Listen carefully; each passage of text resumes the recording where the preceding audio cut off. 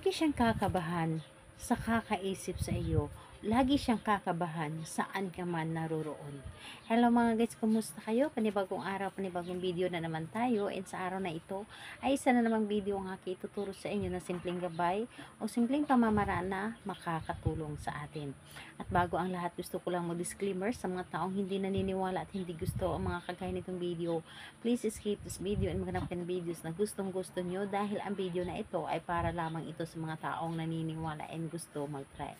Sa lahat po ng mga nagko-comment dito sa aking video, dito sa loob ng aking channel, mag-ingat sa lahat ng mga nagre-reply sa inyo na dinadala kayo sa kanilang WhatsApp, piniho up upang makaiwas po tayo sa scam.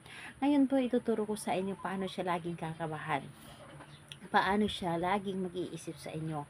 Paano siya nakakabahan kung ikaw ay hindi niya makikita o hindi kanya nakakasama.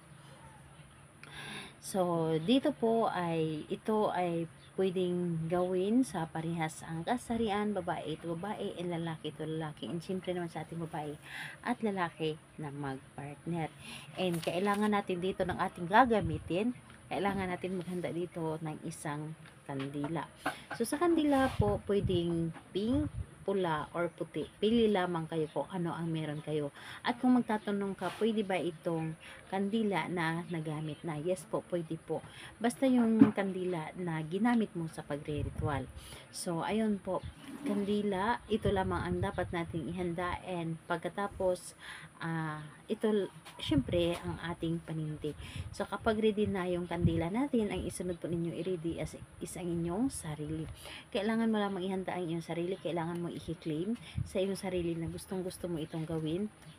I-claim mo na ito ay gusto mong gawin at hindi ka nagdududa, and higit sa lahat po, dahil kailangan natin gumawa ng ritual is tiwala. Kailangan natin dito magtiwala sa ating dapat na gawin. Tiwala at paniniwala dapat ang ating dapat na ihanda. And kapag ready ka na, pwede mo na itong umpisahan. So, ang gagawin natin dito napakadali at napakasimple lamang. Sa isang dito sa kandila, sindihan mo po ito.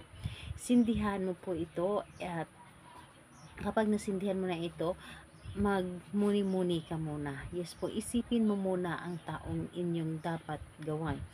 So, isipin nyo muna, and ayun po, titigan nyo lamang dapat ang apoy ng kandila, and ayun po, mga ilang segundo pwede mo na itong gawin.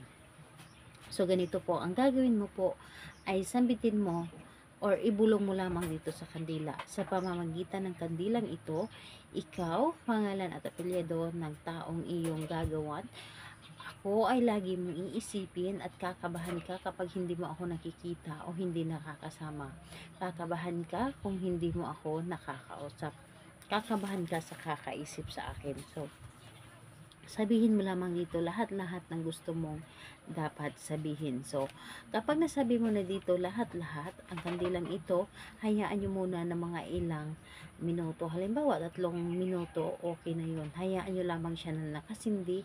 At, ayun po, pagalipas na 3 minuto, patayin ninyo ito gamit ang inyong kamay. Huwag ninyong patayin na hipan po ninyo. Dapat patayin lamang gamit ang kamay. So, ayun po, ang kandilang ito ay ilagay mo lamang or itago mo ito kung saan mo siya pwedeng itago. And ayun, kailan ito pwedeng gawin? I-recommend ko ito sa paggawa sa gabi. Kahit anong araw naman po at oras, pwede po, basta gabi lamang. Dahil kapag gabi tayo gumawa ng ritual, lalo na kapag tahimik na ang paligid, ay mabilis tayo mapapakinggan ng universe at mabilis masasagot ang dapat nating or ang ating mga hinihiling. So, ayun po, salamat po sa inyo. Bye bye everyone. God bless us all.